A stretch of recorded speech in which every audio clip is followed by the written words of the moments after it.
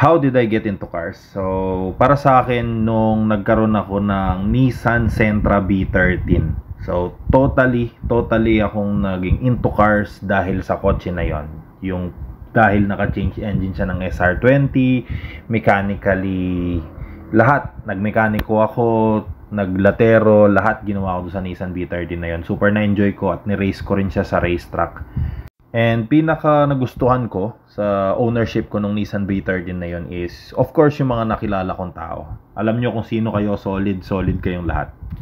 Why is the GSR not so popular or bakit hindi siya ganun kasikat? Para sa akin, dahil wala siyang ganun kalaki na JDM or aftermarket na Japan builds. Unlike yung mga Civic or yung mga ibang two-door na sports car or sports coupe or kung ano man na Lancer. Unlike, for example, yung Evolution, di ba? Ang daming build na magagawa. Si GSR kasi, wala siyang ganon. Plans natin sa GSR, of course, clean look lang muna, temporarily.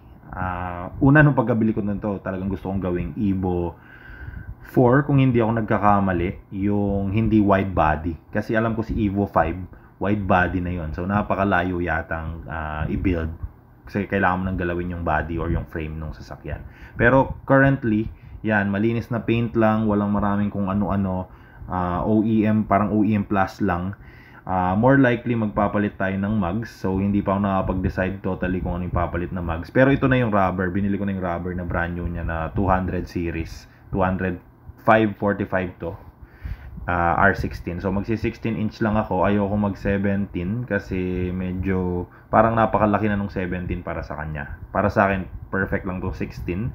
Of course, pag nabili natin yung bago niyang mugs, ipapadrop pa natin ng mas konti pa.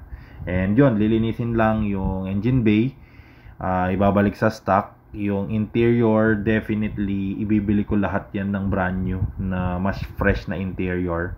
Maganda naman siya ngayon pero may, for example, yung sa center panel niya medyo may crack. So may mga kailangan touches na ayusin. Bagong headlight, bagong tail light. Yan. Advice para sa mga gustong bumili ng Lancer GSR. Currently hindi sila ganun kataas sa market katulad nitong nakuha ko. Para sa akin ito kasi yung perfect na GSR or perfect na project car para sa akin. Yung paint niya is shiny, malinis lang. Hindi yung faded na nabakbak. Hindi ko naman sinasabi na perfect yung paint nito kasi may mga blemishes pa rin naman. Pero malinis kasi yung pinaka-look. Kung makikita nyo video to, wala tong filter, walang edit. Napakalinis nung sasakyan.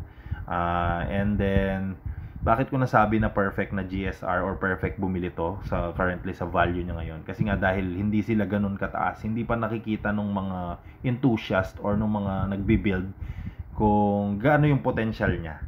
So, for example, katulad kita na of course gusto ng two-door, gusto mo mag-project car, pero may family ka na or kahit wala kang family pero wala kang ganun karaming time para mag-build ng mga kotse from kaha, from scratch. And then lalagyan mo ng makina, bibili mo ng interior dito, pupunta ka na ibang country doon. So, may mga parts kasi ng ganun or may mga parang scenario na gano'n na hindi natin lahat na fulfill. So para sa akin, perfecto kasi nga hindi siya gano'n ka sobrang parang car show finish yung paint. Yan, gano'n lang natin explain. Kasi katulad nung sa Sentra, kasi yun, bagong oven, lahat bagong paint, naka-ceramic. So hindi mo siya madala rin sa kung saan-saan kasi panghihinayangan mo yung ginastos mo. Unlike ito, parang normal na kotse lang. So perfect siya para gamitin pang daily, pang car meet, pang early morning drive, gusto mo lang i-rev out yung makina hanggang sa kaya nung RPM.